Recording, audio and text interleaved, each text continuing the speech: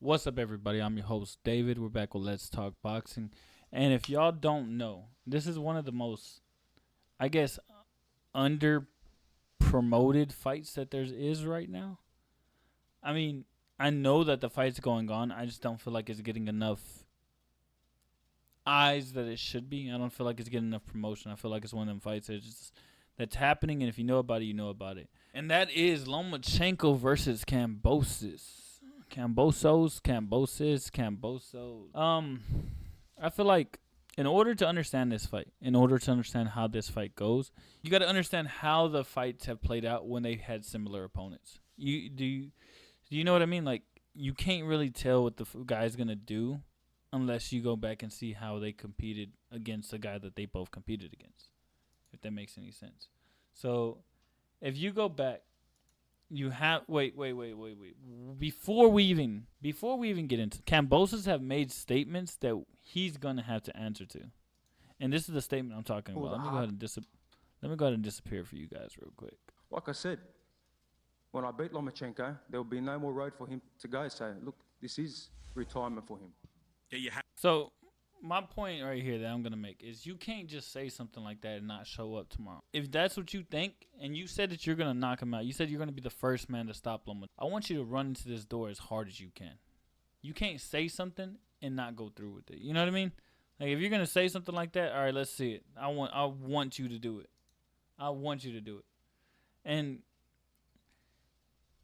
personally, if I'm predicting the fight, I got Lomachenko winning. I got Lomachenko taking everything away from Kambosos, standing right there in the pocket with him and just beating him away, peppering him away with those small little peppering shots that Lomachenko typically throws, and Kambosos not having no answer to it. Because Kambosos is somewhat a flat-footed fighter. All he knows how to do is move forward and back, and then somewhat, when he's away, he knows how to move laterally. But he doesn't know how to change angles that much. So Lomachenko being the angle-changing king, like we know what that's going to do. And other than that, you got to go back and look at how they both performed against Devin Haney, how they both performed against Tio. And let's just take a quick look. Oh, good shot. Got hurt. He hurt him with that. Oh, good work. So that's kind of what I expect that you're going to see from Lomachenko when you come Saturday night tomorrow when he fights Kambosos. It's going to be nonstop peppering shots in that pocket. And can Kambosos handle that? And then on top of that, everybody knows Devin Haney to have one of the best jabs in the game. And look how Lomachenko dealt with his jab.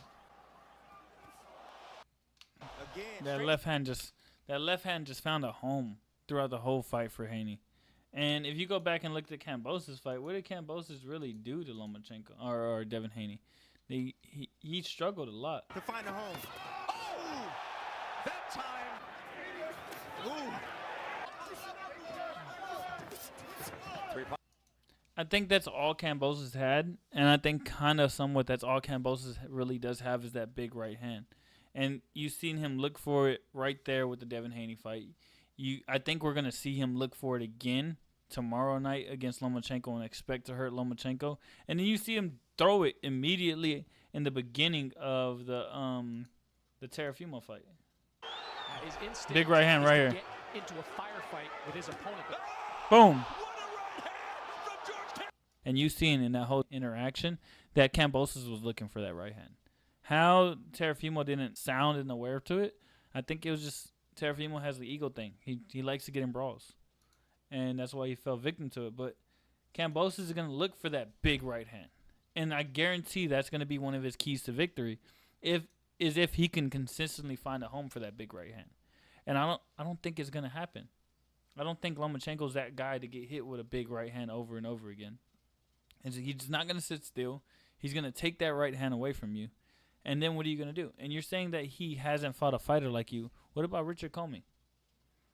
What about Axeman Walters? I think he's seen you before, my guy. I think he just walks through you. I think he takes your best weapons away, and I think after that he beats you. Just the exact same way Devin Haney did. Devin Haney in the early rounds, he realized, okay, he's looking for a big right hand. And then he adapts. Right and the look. guard, splitting the guard. Haney's pulling out everything. Jabs pulls back. Jab throws right hand, pulls back. And that's all it became. It became just a Haney show. It became so one-sided that nobody thought Kambosos had anything left in his tank. And it was just Kambosos chasing Haney and trying to walk Haney down with second-guessing his right hand. He took it away from him.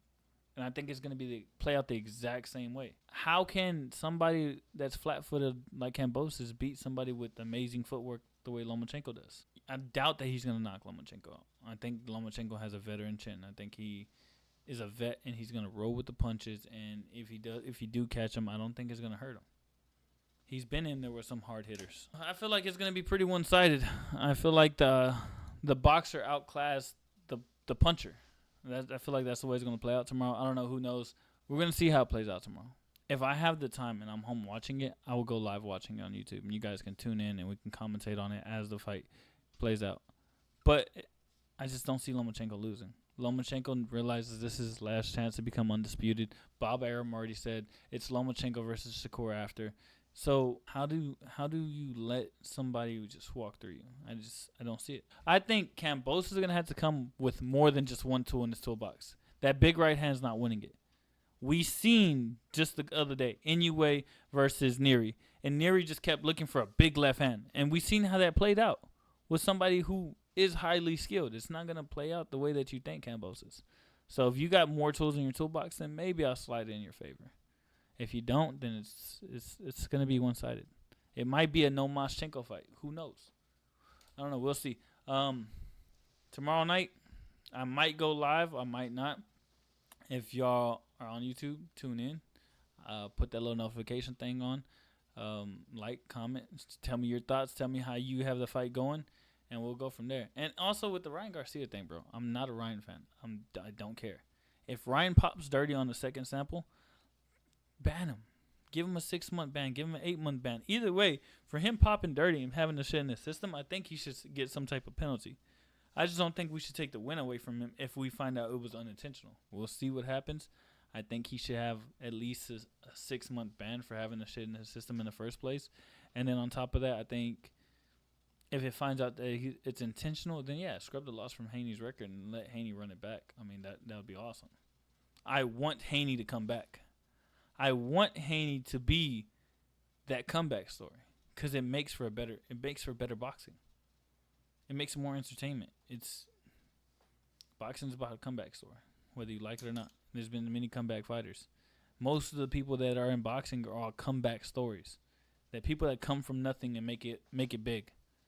From the Tysons to the Durants to the Tank Davises to the Floyd Mayweathers, like most of these people come from nothing, man.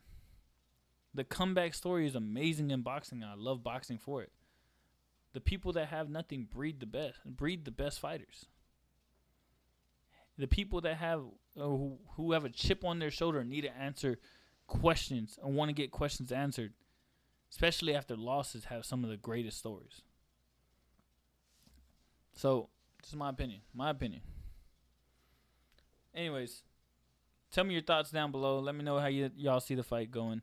Tell me who you think is going to win. Do you really think Kambosos retires Lomachenko, or do you think it's going to be Lomachenko versus Shakur Stevenson late fall towards the end of the year? I think so.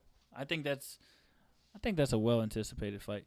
Dude, you want me to tell you one of the fights that I'm actually eager to watch is Boots versus what's his name? Cody Crowley? That's one of the fights I'm actually interested in watching. That's one of the fights that I think is underrated. Boots is obviously a high-tier fighter. Cody Crowley, he's going to come to brawl, and we're going to see if Boots is going to get in there and brawl with him. Cody Crowley has a lot to prove right now because of everything that he just went through. I feel like he has a lot of pain and a lot of hate on his shoulders, and he needs a way to get that out. And that makes the perfect place for boxing. Let's see if he can really release everything he's feeling. Let's see what type of fighter that brings out of Cody. Either he's going to bring a dog out of him or he's going to bring somebody who's going to tuck their tail and run. I'm really interested in seeing how that fight plays out. But y'all drop y'all's comments. Y'all let me know what y'all think. We'll tune in tomorrow right after the fight. We might tune in the day after. We might tune in right after and give my reaction. Either way, if I go live, y'all come join me. Y'all come hang out. Let's talk boxing. I'm your host, David. This is Let's Talk Boxing, and I'm out.